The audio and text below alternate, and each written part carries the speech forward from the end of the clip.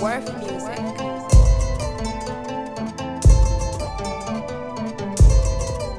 Monsieur le Président, recevez cette lettre de la part d'un artiste et un homme de lettres.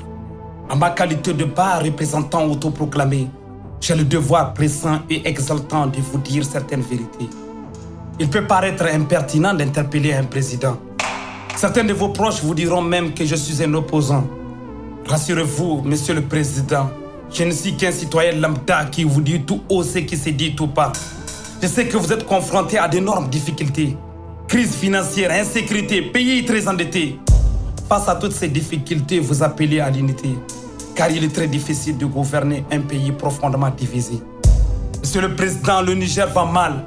La politique menace l'unité nationale.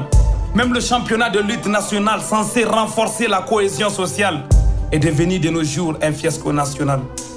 Où sont donc vos promesses électorales? Où est donc notre contrat social?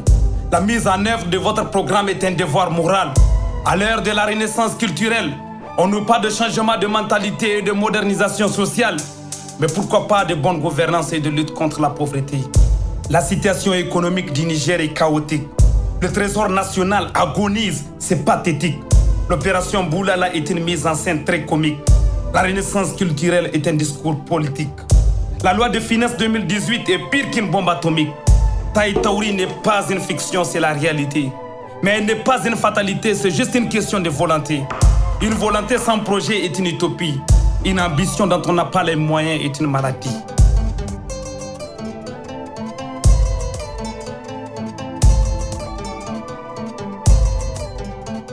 Monsieur le Président, chaque peuple a droit à l'autodétermination. Arrêtez donc les intimidations et les interminables incarcérations. Après 20 ans passés à l'opposition, vous êtes le mieux placé pour défendre la liberté d'expression. Vous avez juré d'épargner l'administration de la politisation, mais vos nominations révèlent quelques contradictions. Il paraît que l'école est l'une de vos priorités.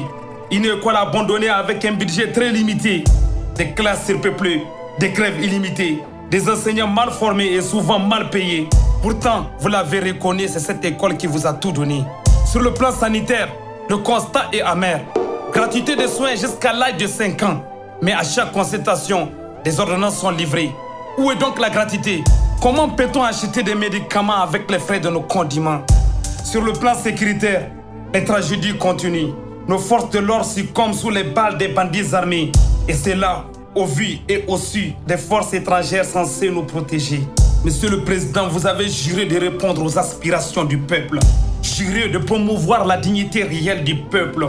De respecter et de faire respecter la Constitution, d'empêcher par tous les moyens la politisation de l'administration, de servir et non de vous servir, de servir et de ne jamais travestir, de lutter contre la pauvreté et la corruption, d'assurer la sécurité de nos vaillantes populations.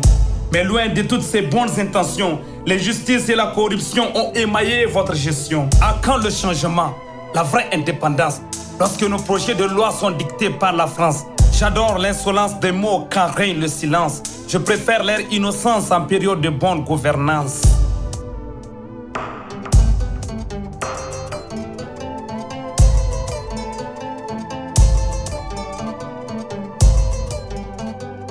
Monsieur le Président, vous êtes le père de la nation. Mais autour de vous gravitent des conseillers qui n'agissent que pour défendre leurs intérêts.